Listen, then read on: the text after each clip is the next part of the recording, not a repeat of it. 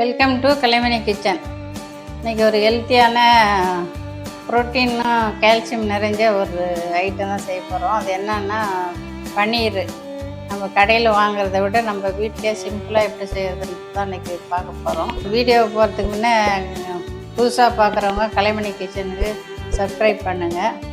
இப்போ நம்ம வீடியோக்குள்ளே போகலாம் வாங்க. இது 1/2 லிட்டர் 2 பாக்கெட் வாங்கினுக்குது. இது ஃபுல் பேட்டு தான் இது வாங்கியிருக்குது. பேட்டு அதிகமாகிறதுல தான் பன்னீர் கொஞ்சம் அதிகமாக வரும், மற்றதெல்லாம் அவ்வளோ கம்மியாக இருக்கும். அதனால தான் இந்த பேக்கெட் எடுத்துருக்குது. இது கட் பண்ணி ஊற்றிக்கலாம்.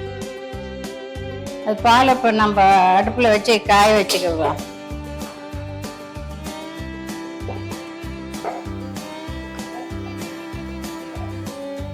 பால் இப்போ கொதிக்கிற ஸ்டேஜுக்கு வந்துருச்சு. இப்போ நம்ம எலுமிச்சம்பழம் அதுக்கு ஜூஸ் புளியணும். ஒரு பழம் புளிஞ்சு வச்சிருக்குது. இதுலேயே இன்னும் கொஞ்சம் தண்ணி சேர்த்துக்கணும். கொஞ்சம் கொஞ்சமாக லெமன் சேர்த்தணும்.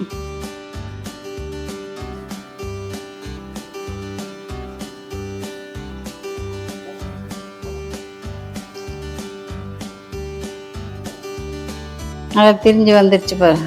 பால் தனியாக தண்ணி தனியாக வந்துருச்சு. அவ்வளோதான். இதை எடுத்து ஊற்றிட வேண்டியது தான், வடிகட்டிட வேண்டியது தான். இப்போ இது தண்ணியெல்லாம் வடிச்சிக்கணும். தண்ணி இல்லாமல் கொஞ்சம் இறுக்கி வச்சுக்கணும். இப்போ கொஞ்சம் சாதா தண்ணி ஊற்றி அலச்சி எடுத்துக்கணும். இது ஊற்றுறது என்னன்னாக்கா எலுமிச்சம்பழம் ஸ்மெல்லு இந்த இதெல்லாம் இருக்கும் போகிறதுக்காக இது வடிகட்டிடணும். இதில் கொஞ்சம் சாதா தண்ணி ஊற்றி இதில் கொஞ்சம் டிப் பண்ணி எடுக்கணும்.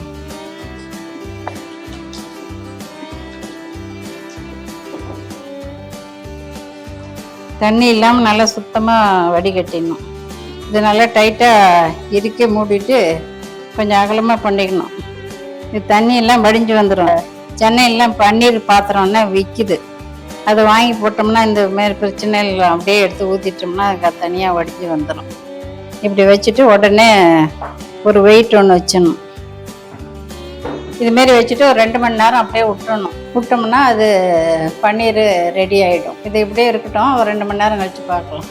இந்த பன்னீர் தண்ணி வடித்தோம்ல, இதுக்கு பேர் வேவ் வாட்டர்னு சொல்கிறது. இதுவும் சக்தியானது தான். இதில் பால்லேருந்து வடிகட்டுறதுனால தான் இது. ஆனால் இன்றைக்கே யூஸ் பண்ணிடணும். ஒரு நாள் தான் வச்சு யூஸ் பண்ணணும். இது காய்கறி வேக வைத்துக்கிறதுக்கு வச்சுக்கலாம், சப்பாத்தி பேசி எடுத்து வச்சுக்கலாம். அப்படி இல்லைன்னா காய்கறி இதில் வேக வைக்கலாம், சோறு வடிக்கலாம். இதில் அரிசி தண்ணி கலந்து வச்சு சோறு மாரி வடிக்கலாம். அது எல்லாத்துக்குமே யூஸ் ஆகும். நல்ல இது தான்.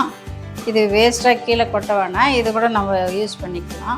இது 2 மணி நேரம் ஆயிடுச்சு. மேலே இந்த வெயிட் எல்லாமே எடுத்துட்டோம். இப்போ எப்படி இருக்குதுன்னு பார்க்கலாம். நல்லா வந்துடுது.